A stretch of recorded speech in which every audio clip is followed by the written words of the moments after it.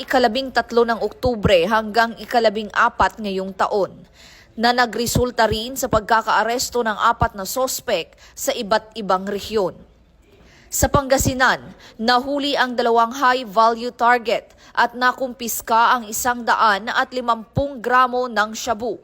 Sa Misamis Oriental, nadiskubre naman ang 248 gramo ng shabu sa loob ng septic tank.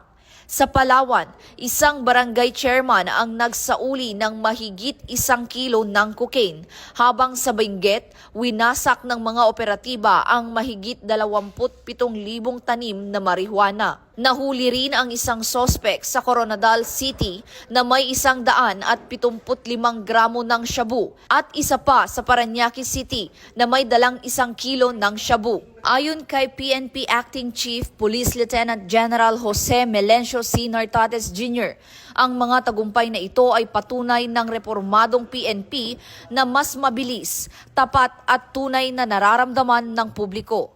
Dagdag pa ni PNP spokesperson, Police Brigadier General Randolph T. Tuanyo, magpapatuloy ang PNP sa mas pinaigting na kampanya laban sa iligal na droga bilang bahagi ng bagong PNP sa bagong Pilipinas.